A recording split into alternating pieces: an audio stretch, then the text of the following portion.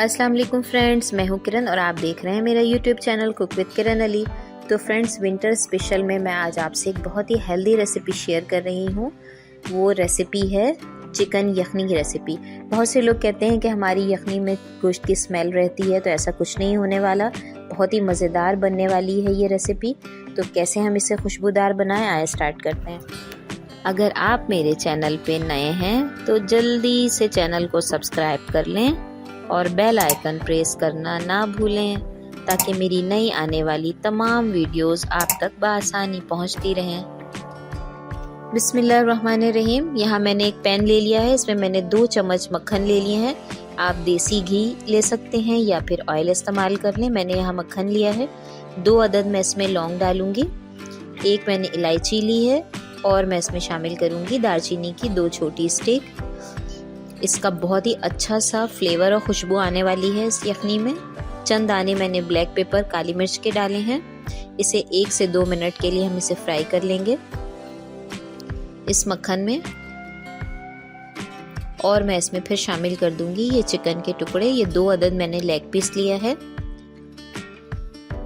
और इसे डालकर अच्छी तरह से मैं इस ऑयल में पकने दूंगी, फ्राई करूंगी। नमक मैंने इसमें थोड़ा सा हाफ चम्मच किया है। कच्ची हल्दी मैंने यहाँ आधी चमची ली है। अगर आपके पास ये फ्रेश टर्मरिक ना हो तो आप पाउडर यूज़ कर लें, बट इसके फ़ायदे ज़्यादा हैं। मैं बार बार बताती हूँ, कोशिश करें कि इस मौसम में कच्ची हल्दी मिलती है, आप उसे इस्तेमाल करें। इससे इस यखनी के फ़ायदे बढ़ जाएंगे। जोड़ों के दर्द में, घुटनों के दर्द में बहुत ही आराम देती है। बहुत सारे हेल्थ बेनिफिट हैं।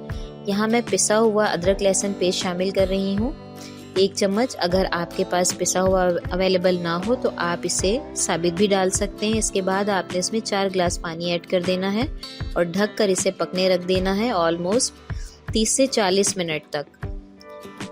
1 घंटा रखें तो क्या ही बात है कि ये पानी खुश्क होकर बिल्कुल 2 से 1.5 गिलास रह जाए। देखें कितनी आसान और सिंपल रेसिपी मैंने आपसे शेयर की है। आपकी यखनी बहुत ही खुशबूदार और जायकेदार बनेगी, बिल्कुल ओरिजिनल ट्रांसपेरेंट यखनी। ये देखें 40 मिनट के बाद मैंने इसे बाउल में निकाल लिया है। बॉयल अंडे मैंने इसमें शामिल किए हैं और ऊपर से मैंने 1 चुटकी इसमें काली मिर्च को छिड़का है। तो ये देखा दोस्तों आपने, ये मज़ेदार सी यखनी आपने एंजॉय करनी है इस सर्दी में ज़रूर, और मुझे फीडबैक दीजिएगा। फिर भी लूँगी किसी अच्छी और नई रेसिपी के साथ। इजाज़त दें, अल्लाह हाफिज़।